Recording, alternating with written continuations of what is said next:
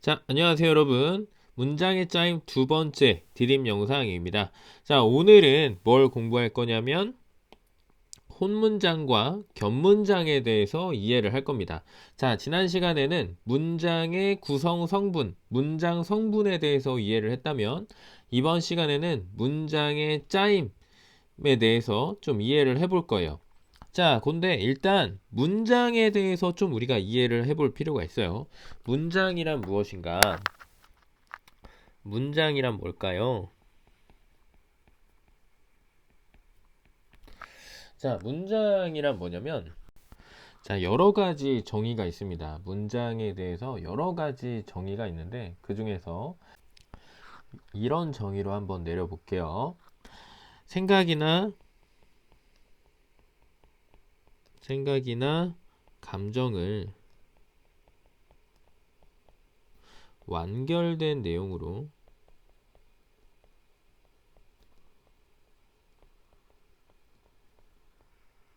완결된 내용으로 표현하는 최소의 언어 단위이다. 이렇게 한번 정리를 해보도록 하겠습니다. 자, 그러면은 좀 해석을 해봐야 되겠죠? 일단 생각이나 감정을 우리가 갖고 있는 생각이나 감정을 표현하는데 완결된 내용으로 표현한대요. 완결된 내용. 완결된 내용이라는 건 사실 조금 이해하기가 어려울 수 있고 조금 추상적인데 우리가 어떤 내용을 표현할 때 부족하고 불완전한 내용으로 표현하는 게 아니라 완결된 내용으로 표현을 한다는 거예요. 자, 그러면 한번 우리가 생각을 해봅시다. 여러분들 어제 12시 반에 뭐 하고 있었죠? 12시 반, 오후 12시 반에 그렇죠. 급식을 먹고 있었어요. 자, 이걸 한번 여러분들 그 급식을 먹었던 그걸 말로 한번 표현을 해보겠어요? 자, 선생님이 한번 표현을 해보면 이게 어떻게 표현이 되냐면 나는 급식을 먹었다. 자, 이렇게 표현이 됩니다. 이렇게 표현을 하면은 내가 그때 한 필요한 정보가 모두 다 대부분 포함이 되었다고 볼 수 있어요. 만약에 여기에서 어, 먹었다가 빠졌다. 나는 급식을 그러면은 정보가 불완전하죠. 내가 급식을 만들었던 건지 급식을 옮겼던 건지 이게 명확하지 않죠? 그러면 아니면 또 이렇게 생각할 수도 있겠죠. 나 어제 12시 반에 오후 12시 반에 급식 이렇게 해서 앞도 생략하고 여기 을도 빼고 급식 이렇게 대답할 수도 있을 거예요. 근데 이것도 급식을 만들었다는 건지 급식을 버렸다는 건지 의미가 명확하지가 않습니다. 그래서 이 모든 정보가 다 필요한 거예요. 자, 이렇게 급식만 있으면은 안 되고 내용이 완결이 되려면 뭐가 있어야 된다? 나는 이라는 주어도 있어야 되고요. 급식을도 있어야 되고 먹었다 라는 서술어도 있어야 합니다. 알겠죠? 자, 그래서 완결된 내용이라고 하는 거는 아주 쉽게 생각해서 일단 모든 문장은 다 주어와 서술어가 있습니다, 여러분. 주어와 서술어가 무조건 존재합니다. 자, 그래서 주어와 서술어를 가지고 또 다른 필수 성분, 어제 배웠던 뭐 목적어라든지 보어 같은 거, 그런 필수 성분을 포함해서 이런 우리가 어떤 생각을 표현할 때 그 생각에서 필수적으로 있어야 되는 정보를 담아서 표현하는, 그래서 완결되게 표현하는 언어 단위인데 가장 작은 언어 단위다. 그러면 방금 여기처럼 생각이나 감정을 완결된 내용으로 표현을 하는데 최소가 아니라 문장보다 더 큰 단위는 어떤 것들이 있을 수 있죠? 그렇죠. 더 큰 단위는 문단 같은 것들이 있을 수도 있죠. 문단. 문단. 문단은 뭐예요? 문단? 문단은 좀 뭐 어떻게 정의할 수 있을까요? 내용이나 형식 중심으로 글을 끊어 읽는 뭐 언어 단위라고 우리가 생각을 해볼 수 있겠죠, 그쵸? 자, 문단은 여러분들 하나의 중심 내용이 들어가게 내용을 끊어서 읽는 거잖아, 그쵸? 그래서 문장보다 더 큰 언어 단위라고 하면 뭐 문단이 있을 수도 있겠지만, 자, 우리가 지금 배울 것은 바로 이 문장이다. 그래서 문장의 개념 정리합니다. 생각이나 감정을 표현하는데 완결된 내용으로 표현한다. 완결된 내용이라고 하면은 주어와 서술어를 포함해서 우리가 어떤 생각을 표현할 때 꼭 있어야 되는 요소들을 다 포함해서 내용을 완결되게 필수적인 요소를 포함해서 완결되게 표현하는데 그렇게 표현하는 언어 단위 중에 가장 작은 언어 단위다. 자, 우리가 이렇게 문장에 대해서 개념 정리를 할 수 있겠습니다. 자, 여러분들 근데 예전에 배웠던 거 여러분들 기억하나 한번 떠올려 볼까요? 여러분들 예전에 배웠던 언어 단위 중에 의문이라는 것도 있었고요. 단어라는 것도 있었습니다. 자, 여러분들 의문의 개념이 뭐였어요? 의문의 개념 기억나요? 의문은 말의 뜻을 구별해주는 가장 작은 언어 단위라고 했었죠. 그쵸? 그리고 단어는 뭐라고 했어요? 의미를 가진 가장 작은 언어 단위라고 했었죠. 자, 그래서 뭐야, 여러분들. 의문은 곰과 몸이 있으면은 요 두 개의 단어는 뜻이 다르죠, 그쵸?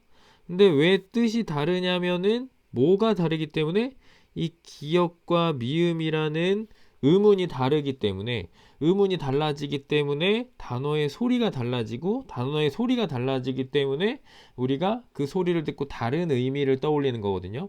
그렇기 때문에 말의 뜻을 구별해주는 가장 작은 언어 단위라고 했었고요. 자, 단어는 뭐였어요? 단어는 의미를 가진 가장 작은 언어 단위예요. 뭐 사람, 달리다 이런 것들 각각 하나하나가 다 단어죠. 선생님, 문장도 의미를 가졌고 단어도 의미를 가졌잖아요. 자, 이렇게 질문할 수 있겠죠. 근데 중요한 차이점은 여기에 있죠. 문장은 완결된 내용으로 표현하는 거고 단어는 완결된 내용이 아니어도 돼요. 그냥 의미를 갖고 있기만 하면 단어라고 했어요. 그쵸? 자, 그래서 문장은 완결된 내용으로 표현을 하는 가장 작은 단위고 여기 단어는 그냥 의미를 가진 가장 작은 언어 단위다. 그래서 이런 거 하나하나를 단어라고 하는데 문장이라는 거는 이렇게 주어와 서술어의 관계를 기본적으로 갖고 있는 것을 우리가 문장이라고 한다. 자, 이렇게 이해를 하도록 하겠습니다. 자, 그러면은 이 문장의 종류에 대해서 한번 봅시다.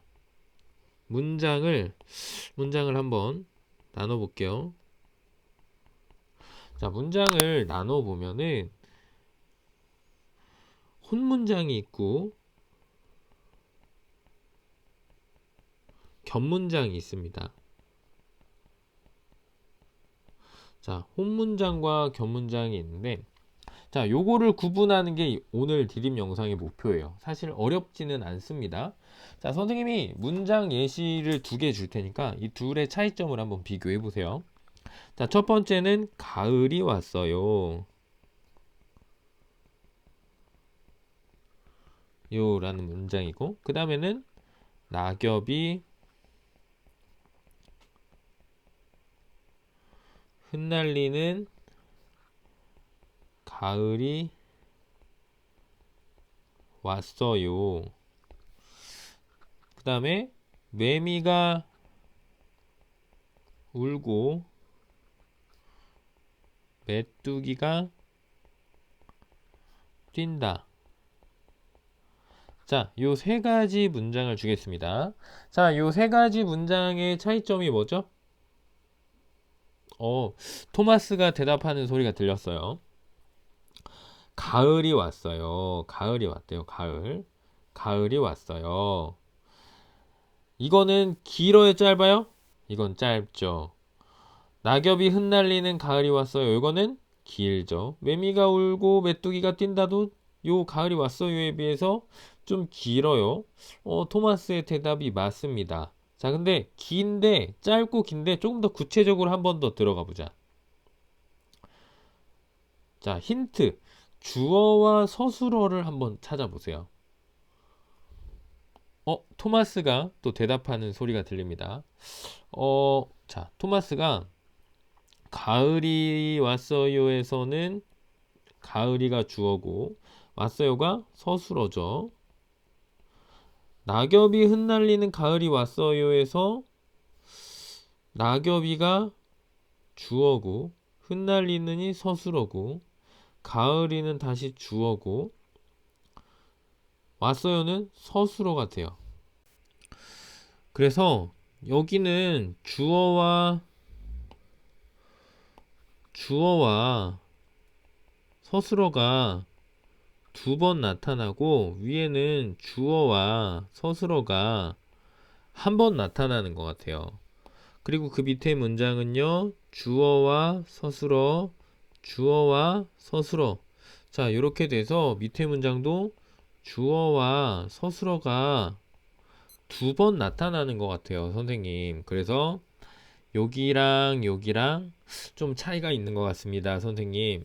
요렇게 토마스가 대답하는 소리가 들렸습니다, 여러분. 자, 맞나요?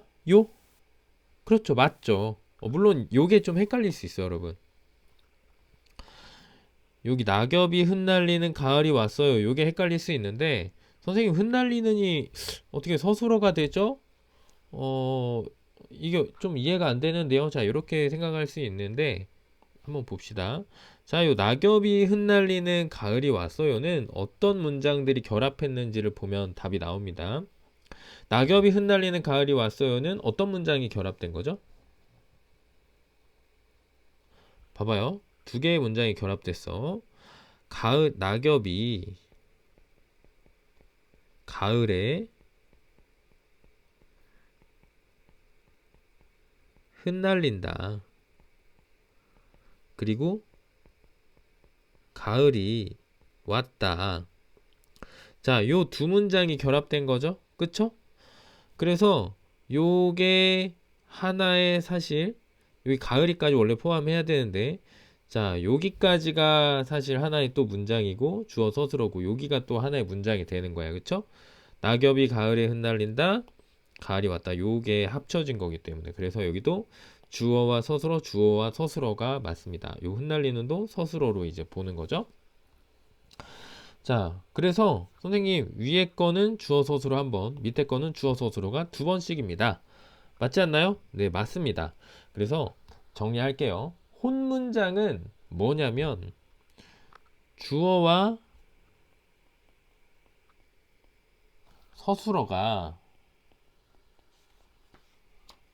서술어의 관계가 한 번만 나타나는 문장이다. 자, 겹문장은 뭐다? 주어와 서술어의